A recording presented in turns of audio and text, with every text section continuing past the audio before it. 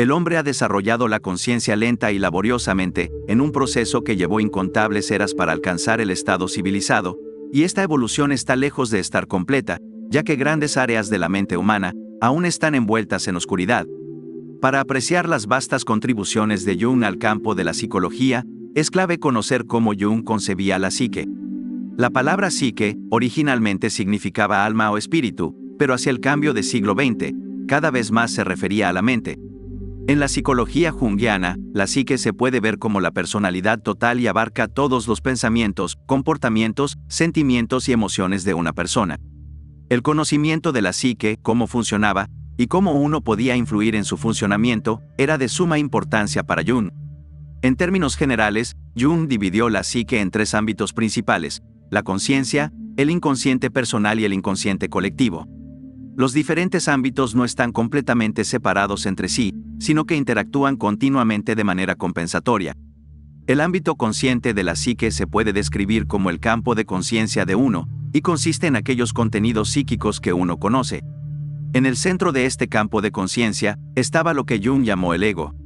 El ego es la personalidad de uno tal como la conocemos de primera mano, o en palabras de Jung, el ego forma, por así decirlo, el centro del campo de la conciencia, y en la medida en que esto comprende la personalidad empírica, el ego es el sujeto de todos los hechos personales de la conciencia. El ego desempeña un papel crucial en la vida de cada persona, ya que actúa como un guardián que influye en qué contenidos de la experiencia se reflejan en la conciencia y qué contenidos se eliminan, reprimen o ignoran. El ego, en su papel de guardián, ayuda a determinar el contenido del siguiente ámbito principal de la psique que examinaremos, el inconsciente personal. Como escribió Jung, hay ciertos eventos de los que no hemos tomado nota conscientemente, han permanecido, por así decirlo, por debajo del umbral de la conciencia, han sucedido, pero han sido absorbidos subliminalmente. Estos eventos que han sido absorbidos subliminalmente ocupan el inconsciente personal. La palabra subliminal se traduce como por debajo del umbral, por lo que Jung quiere decir es que hay muchos eventos que el ego reprime o desestima por diversas razones, ya sea porque son demasiado angustiosos, simplemente olvidados o considerados insignificantes. Pero estos eventos no desaparecen completamente de la psique, sino que ocupan el inconsciente personal y continúan teniendo el potencial de influir en la personalidad de uno. Debe enfatizarse que el ámbito inconsciente no es meramente un receptáculo de recuerdos olvidados, más bien, como mencionamos anteriormente, los ámbitos consciente e inconsciente de la psique interactúan dinámicamente, ambos desempeñando un papel integral en la vida del individuo. Una forma en que el inconsciente personal influye en el comportamiento de uno es a través del impacto de lo que Jung llamó complejos. Sigmund Freud fue famoso por su idea del complejo de Edipo, y Jung concibió los complejos como subpersonalidades que tienen el potencial de ejercer un control poderoso sobre los pensamientos, emociones y comportamientos de una persona. Freud, quien fue mentor de Jung durante un periodo, creía que un complejo surgía principalmente debido a experiencias traumáticas en la infancia. Sin embargo, Jung no estaba satisfecho con esta explicación. Su insatisfacción con la explicación de Freud lo llevó a buscar en el ámbito psíquico lo que daba origen a los complejos, y lo que descubrió fue que las raíces de los complejos residían en una capa del inconsciente más profunda y fundamental que el inconsciente personal, a la cual llamó inconsciente colectivo. Este descubrimiento fue impulsado por un análisis exhaustivo del material inconsciente de sus pacientes, como sus sueños y fantasías, así como por su estudio de la religión comparada y la mitología. Jung notó que no solo había similitudes asombrosas entre el material inconsciente de diferentes pacientes, sino que más interesante aún, también había similitudes asombrosas en los principales motivos mitológicos y símbolos religiosos de diferentes civilizaciones. Esto llevó a Jung a proponer que, además de los ámbitos consciente e inconsciente personal de la psique, también existía otro ámbito, como escribió. Desde el inconsciente emanan influencias determinantes que, independientemente de la tradición, garantizan en cada individuo una similitud e incluso una identidad de experiencia y también de la forma en que se representa imaginativamente. Uno de los conceptos más conocidos de Carl Jung es el inconsciente colectivo, el aspecto de la mente inconsciente que manifiesta temas universales heredados que atraviesan toda la vida humana. La investigación de Jung sobre la psique abarca más de 40 años. A lo largo de su vida, Jung estudió el gnosticismo, la alquimia, la religión comparada y la mitología para adquirir un conocimiento más amplio de los orígenes y el significado del inconsciente colectivo de la humanidad. Durante su trabajo, Encontró patrones similares en los sueños de pacientes que sufrían de esquizofrenia y de sus viajes por el mundo observando la vida de personas primitivas. La universalidad de ciertos mitos que se repiten con detalles sorprendentemente similares en culturas y sociedades muy diferentes le dio la idea de una fuente que brota universalmente dentro del hombre. Esta fue la primera intuición de Jung sobre un inconsciente colectivo, debajo del inconsciente personal. Más tarde, con una experiencia creciente y basándose en un conocimiento más fiable, Jung los reconoció como formas de instinto, es decir, como arquetipos. Pero antes de explicar qué son los arquetipos, debemos distinguir el inconsciente colectivo del inconsciente personal. El inconsciente colectivo no debe su existencia a la experiencia personal, y en consecuencia, no es una adquisición personal, mientras que el inconsciente personal está compuesto esencialmente por contenidos que en algún momento han sido conscientes pero que han desaparecido de la conciencia por haber sido olvidados o reprimidos. Los contenidos del inconsciente colectivo nunca han estado en la conciencia, y por lo tanto, nunca han sido adquiridos individualmente, sino que deben su existencia exclusivamente a la herencia. Así como hemos evolucionado biológicamente, también hemos experimentado una evolución psíquica.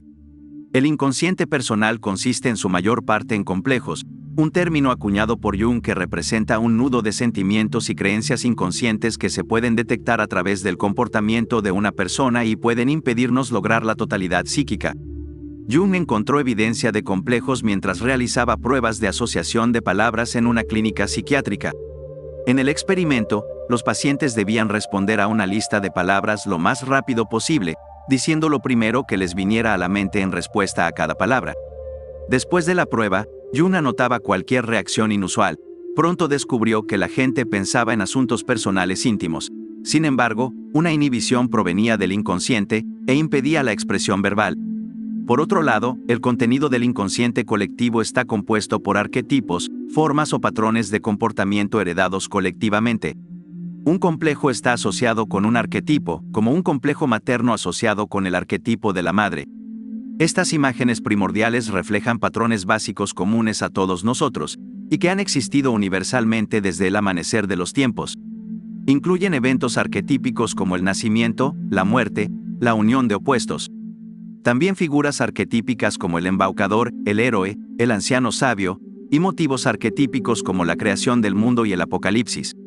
Jung no intentó proporcionar una lista exhaustiva y sistemática de todos los arquetipos. Eso sería un ejercicio en gran medida inútil, ya que los arquetipos pueden combinarse entre sí o un arquetipo puede aparecer en varias formas distintas. Más bien, nos dice que hay tantos arquetipos como situaciones típicas en la vida.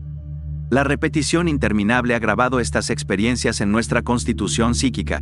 Sin embargo, Jung escribe que sus años de observación e investigación del inconsciente dieron lugar a figuras arquetípicas recurrentes, siendo las principales, la sombra, el anciano sabio, el niño, la madre, y por último el ánima en el hombre, y el animus en la mujer. Los arquetipos se actualizan cuando entran en la conciencia y se expresan como imágenes o ciertos comportamientos basados en nuestra interacción con el mundo exterior. Son personalidades vivas autónomas dentro de nosotros, es decir, no están bajo nuestro control, sino que son expresadas de manera particular por los individuos y sus culturas.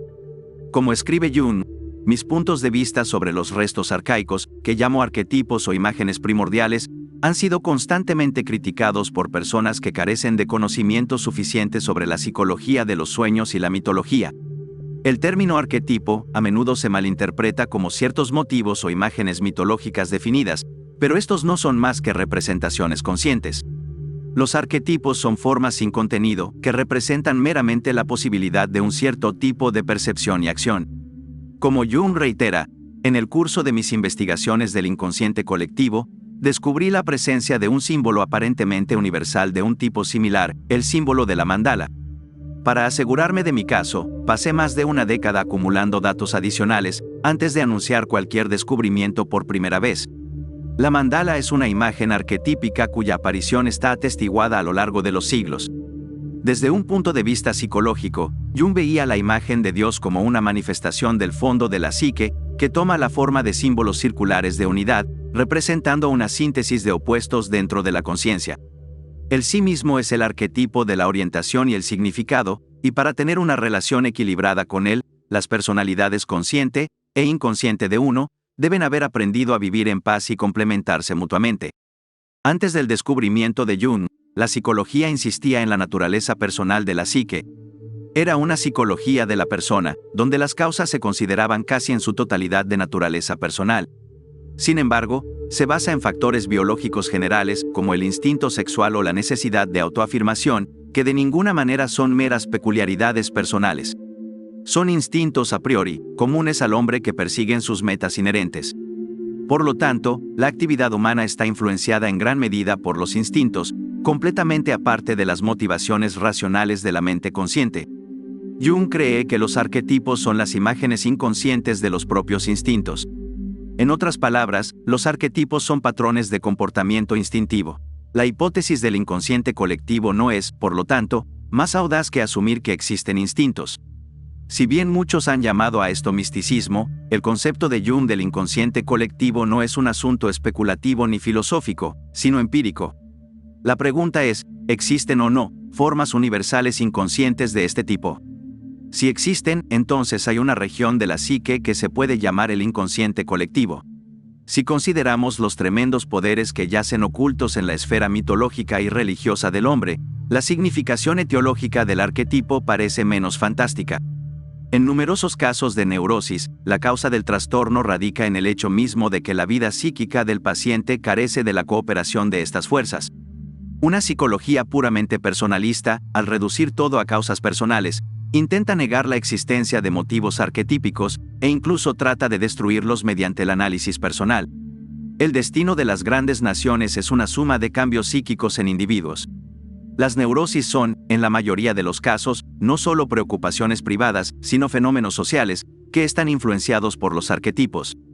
Pero ¿cómo podemos probar la existencia de un inconsciente colectivo?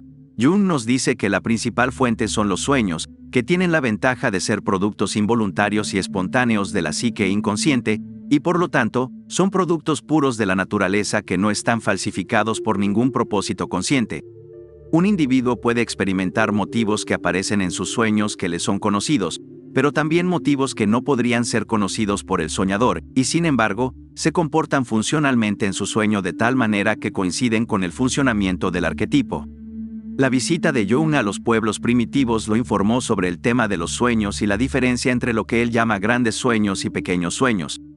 Esto tiene que ver con si el sueño proviene del inconsciente colectivo o del inconsciente personal.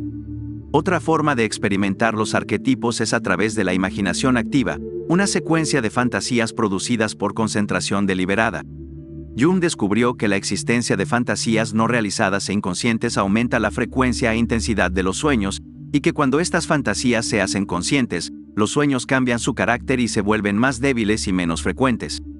En la imaginación activa, al paciente simplemente se le da la tarea de contemplar cualquier fragmento de fantasía que le parezca significativo, o algo de lo que se ha vuelto consciente en un sueño, elaborando la fantasía observando el material de fantasía adicional que se agrega al fragmento de una manera natural.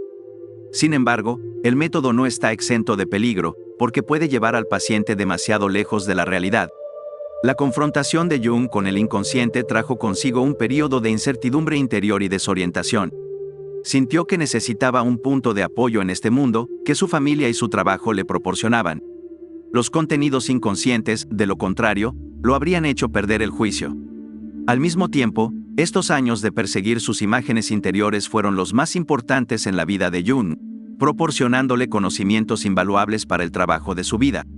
Aunque los arquetipos se forman durante periodos extremadamente largos en un proceso evolutivo y son comunes a todos los humanos, se expresan de manera diferente en cada persona. En otras palabras, los arquetipos interactúan de manera dinámica con la experiencia individual de cada persona, y esto lleva a la formación de una personalidad única.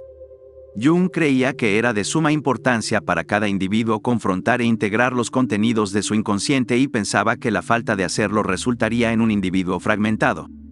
Para la estabilidad mental e incluso la salud fisiológica, el inconsciente y el consciente deben estar conectados integralmente y moverse en líneas paralelas. Para terminar, Carl Jung, en su libro El hombre y sus símbolos, escribió lo siguiente: lo único que el hombre se niega a admitir es que dependemos de poderes que están más allá de nuestro control.